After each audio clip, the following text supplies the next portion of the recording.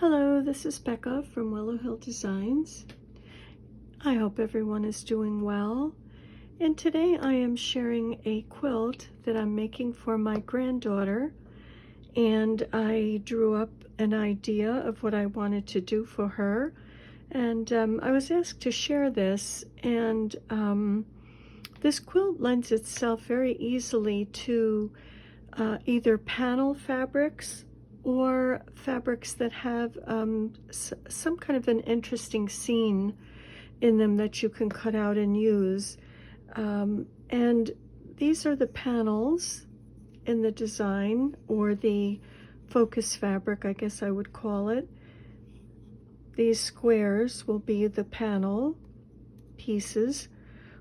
And these strips are just 2.5-inch strips that are running in between the panel designs. And the fabric that I chose for my granddaughter is this fabric, and this is called Enchanted Meadow by Art Gallery Fabrics. And this is part of their Flower Child line. And this is what I have chosen for her quilt. I loved this. I thought this was so pretty. It has the bunny in it. Let me move this over. It has the bunny in it, and an owl and a castle, and just the colors. These colors are her favorite colors.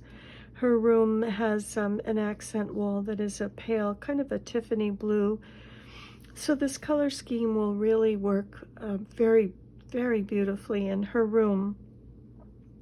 So what I did with this was I decided that I wanted to use a 10.5-inch square, which would finish at 10 inches for her quilt.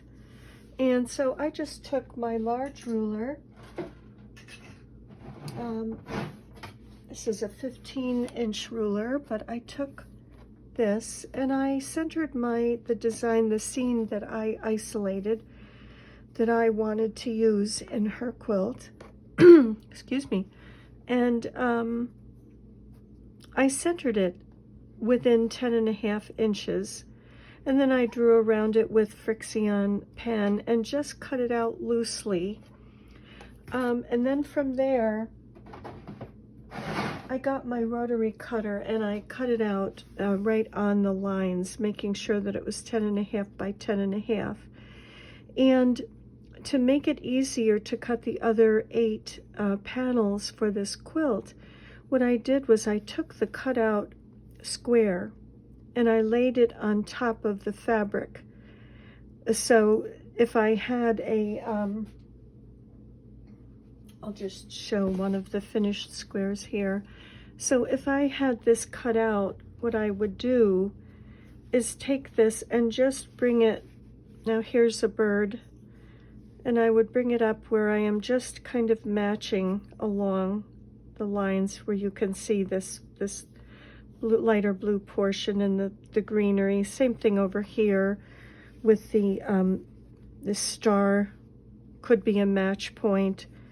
This blue, same thing, could be a match point. And what I did was I laid out the one cutout square on top of the fabric, and that allowed me to cut out all 8 of the pieces that I wanted for her quilt. So that made, the first one was just a little bit time consuming in that I had to isolate where I wanted the design and the size. And once I cut that one out, I just, with each new square that had to be cut out, I took that one first cut, laid it on top of the fabric, matching different match points, and took my friction pen, made some marks, cut it out, and so that was an easy way to get those 8 pieces for her design.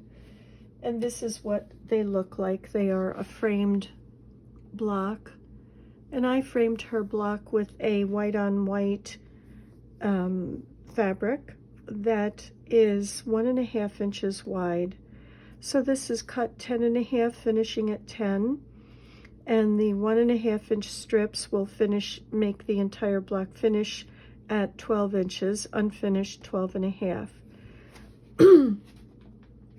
Excuse me, pardon me, I have a cold that I may have picked up at the Yankee Candle Museum in Massachusetts. I'm not positive, but please pardon my voice. But so there are 8 of these, and I'll leave this here in case you'd like to take a screenshot of that. And I will also include a link in the description box to a PDF. So either way, you can get the layout of this quilt, excuse me, and measurements as well. And when I was laying it out, I just did some random measurements here. I chose 4 inches up here above this first square, and then 20 inches here, and then another square, and 8 inches. And that would be column 1 and column 3 are the same. And then for column 2, I chose to do, let's see, 2, 4, 6, 8, 10, 12 inches, and then a square, which finishes at 12, and then 16 inches, and then another square, and then 4 inches, and that's the same as column 4. Excuse me. Now you could make the quilt wider. You could do a 5th row. You could repeat row 1, 3, and then 5 could be the same. You could make it longer. So it's basically up to you. And the elements in this quilt, other than the panel blocks, are strips, 2.5-inch strips. But just some other ideas for fabric for the quilt. This, by the way, is her quilt. I've done 1 row or 1 column so far. So this is row 1, and there's the flying geese in the strips, and then a panel block, and more flying geese, and then we have the other panel block, and more flying geese and strips. So that is how the colors in her quilt will be those, and I chose those from the panel. Some other ideas though that you could use for this quilt, you could take just small panels, and this is by J. Wecker Frisch, and this has kind of delineations in it. She has little squares kind of marking the blocks, and this could be cut out here, and a border could be added to the outside of this square or this square. Any of these would work beautifully. You could do a whole quilt, and you could even make the borders narrower or no border and use thin strips underneath these blocks. But these really, this would be a very nice way to make a quilt using a panel. And this is another idea that can be used. These are some more squares that I will be making a quilt out of. Again, this would make a really beautiful quilt, and choosing your feature squares and then putting strips and flying geese to connect them, and colors that you would pick up in your blocks. And this could be framed with red, with blue, with green. It really could go any way. You could use any colors in here, or the gold. You could pick up the gold in that. Excuse me. And another panel, just an idea of what could be used. Now this is a larger, these I think are placemats from J. Wecker Frisch, and these could be used as well. I think these are probably 12.5 inches. Let's see. They are actually 13.25 inches. So you would just do your math and decide, you know, what strips you'd like. You could start with even strips, 2.5, finishing at 2 inches, and then make your middle either squares or flying geese or just a print. But this might be another nice idea for a quilt like that, or using panels like this in a quilt. So I thought I would just share some ideas that you could use for this quilt. Now, in this quilt that I've chosen the colors right from this focus fabric in here. And so one of the colors is sort of a bright pink, and another is sort of a minty green, which kind of picks up these colors in here, and then a darker pink, which seems to tie in with the roof and maybe the rainbow, and then a deeper kind of an aqua color. So these are the colors, and also this white on white I used for her frames around the focus fabric blocks. So, and for these, I only used a half yard of each, and this is what's left over from a half yard. And another fabric in the quilt is this little fabric with bows, and my granddaughter loved this. So this is the sky in the flying geese. This shows up here in the flying geese. And the way that I did the flying geese, which I think is an easy way. I mean, there's many ways to make flying geese, but the way that I did them was to take, well, first of all, I should say that these strips are 2.5-inch strips. So you could use a jelly roll if you'd like for this, and you'd have no cutting to do whatsoever. But these are 2.5-inch strips, and this is 4.5, so that finishes at 4. These finish at 2. And so for the flying geese, they are 2.5 by 4.5, and the squares that are cut for the sky in the flying geese are 2.5-inch squares. And so I did all the cutting prior to starting the quilt. Here's a finished flying geese unit. And so when one square is put, well, I should show it here. This square is put on the corner, that was put on this corner, and I stitched on the line drawn from corner to corner, and generally I stitched just a hair towards the corner of the flying geese unit, just to allow for turnover room. But then I drew a second line that is a 1/2 inch from this first stitch line, so as not to waste all this here. And so I'll just, that's a friction pen. And so that just irons right away. That disappears. And before I do any cutting, I try to make sure that everything matches, that when I fold back, that corner is covered, my flying geese, so that this unit stays the same size that it started out. So I'll just press that quickly. And so this is the second side on the flying geese. And then all I do is I just pull back the one sky fabric, and I cut between these two lines of stitching.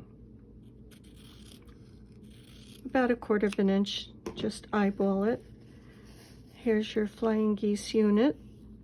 And I tried to keep the direction of the fabric This seems to have vertical lines going in it, so I just tried to keep that the same. And so here is a little flying geese unit, I'm sorry, a little half square triangle unit that you get from the corner, which is really a nice way to maybe make a doll quilt. I have all of these little half square triangles left over, and those are from the corner pieces of the flying geese. And I will either make a little doll quilt out of these, or I will piece them together and put them into the back of her quilt. But it's kind of a nice way not to have any waste while making this quilt. So these are cut at 2.5, and this is 2.5 by 4.5. So very easy cutting, easy elements to cut out. I'll put these over here. And I'll just go back to this for a second. When making these strip units for your quilt, or any quilt that you're choosing to do this type of design, of course you can make your strips any size that you would like. You just do the math to figure out this was 12.5, so it basically would finish 4, 4, 4 with the 1/4 inch on each side, so it would be 12.5. So this strip of flying geese units doesn't have to be flying geese. It could be just a plain print fabric that you could put down the center.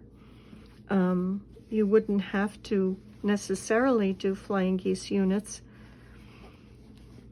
Or you could do stars. I mean, you could do squares. You could do square within a square. You could do just vertical stripes of fabric. Really, the sky is the limit. And I chose these 4 colors, these 4 here, and I alternated those colors in her flying geese, but this could be scrappy. So this could be just scraps that are used up, as long as you have a 2.5 by 4.5 inch piece of fabric. You can just make scrappy flying geese here, or again, strips or stripes of fabric. So what I did was I did all of my cutting in the very beginning, and let's see. These are the elements. These are the strips that I cut, and those are in the pattern. It tells you exactly how many I needed. 4 2.5 by 4.5. I needed 2 2.5 by 12.5. 2 2.5 by 20.5. 2 2.5 by 16.5, and 2 2.5 by 8.5. So, and then there are of course some other sizes here for the flying geese, but I did all of my cutting up front, and then I just used these little wonder clips and clipped my colors together. So as I need each color or size strip, it's just easy to get at. I can just reach them quickly. And the elements of the quilt are just the 2 stripes or strips of fabric that you sew together. So you could again use jelly roll strips and 2 more strips, and then of course your flying geese unit. So this unit is easy enough to put together, and you'll just, after you sew your strips together, and pressing doesn't matter. I was pressing to the darker fabric in this in these strip pieces, but again, it doesn't matter because nothing has to match. You're joining to the panel square, and the frame has no seams in it, so nothing really has to match in this quilt, and you can iron in any way that is best for you. So I would just join this to this and this to this, and those are your units in between your panel blocks. or your framed panel blocks. And so here's a unit here. Here's one of the, I think this is a 12 inch, and here's a 4-inch. And it's just the simplest of quilts because you just join these to your framed blocks. And the framed blocks, very, very easy. Here's the 8 framed blocks, and all I did was sew my 1.5 inch strip to each side, and then my 1.5 inch strip to the top and bottom.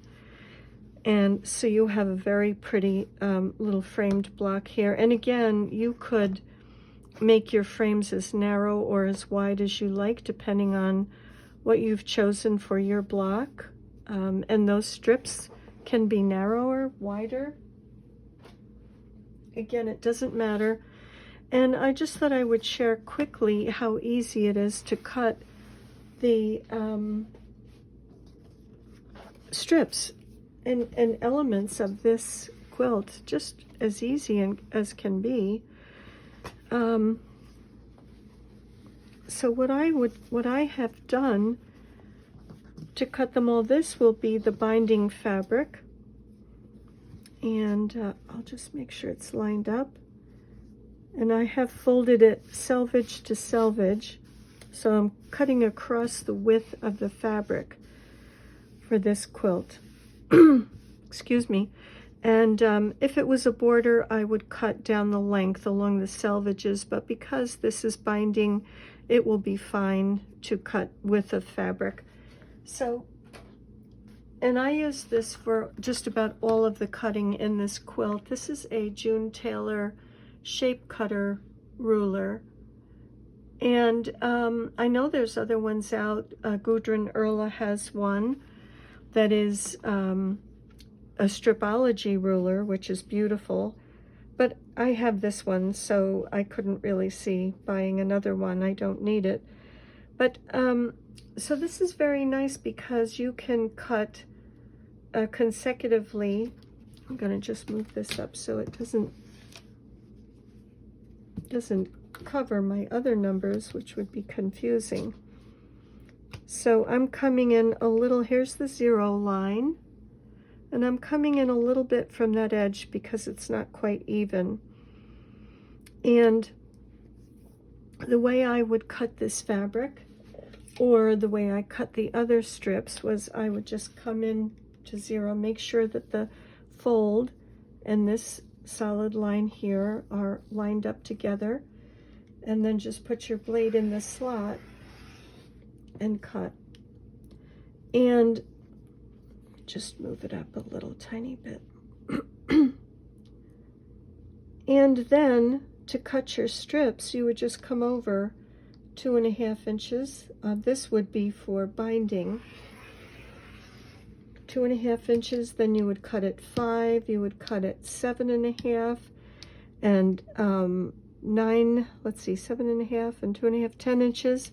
So I would just go right across the ruler cutting, and you have perfect strips. And truthfully, I whizzed through this very, very quickly. The cutting went so quickly like this, using that ruler, rather than sliding a ruler like this, or even a 6-inch wide ruler across each time to just follow the slots. It was extremely, extremely quick.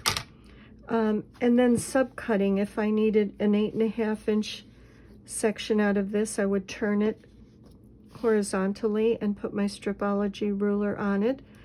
And again, the same thing, 4 inch, 8.5 inch, 16 inch, whatever it was. So this was a very, very quick way to cut the fabrics. It just went very quickly for me. So I think that is about it. So I'll just give you another look at the quilt design. And I only have one row done, but and this will be part 1 of this little series. There'll be a part 2 when I have the whole quilt finished. I'm not a video editor at all. I love the videos with music and with text and with all the wonderful things that they fading in and fading out. I love all that. I used to design quilts for magazines, McCall's, and a few different magazines, and that's really what I love. I love designing quilts. So I spend my time with that, not so much editing videos. So what I will do is I won't put up, part 1 will be put up when the quilt is completed. So I will just link part 2 in the description box, and you can just click and go right from watching this part 1 to watching part 2 and seeing the quilt, the finished quilt. And maybe you'd like to give this a try. This is a fun way to use up all these wonderful panels that we have.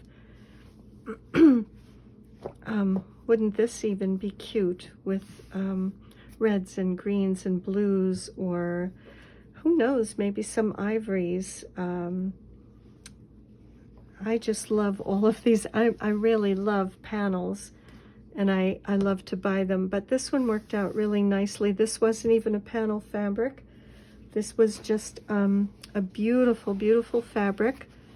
Again, Enchanted Meadow from the Flower Child line, and it is by Art Gallery Fabrics. And the other fabrics that I used, well, this one is Blythe. I know that, and I'm not sure about these, if I have a name for these or not. If I do come across it, I will share it in part 2. But these just all went so nicely with this fabric. So I hope I've inspired you to give this a try and maybe use up some of your panels, or if you have someone special that you'd like to make a quilt for. This is easy, easy peasy. And if you want to make it even easier, don't do the flying geese, just do another strip of maybe a patterned or print fabric, or do square within a square, do stars, do whatever you choose. You can really make it interesting. Really, the sky is the limit. So I will be back with part 2, and in the meantime, I'm wishing you many blessings, and bye for now.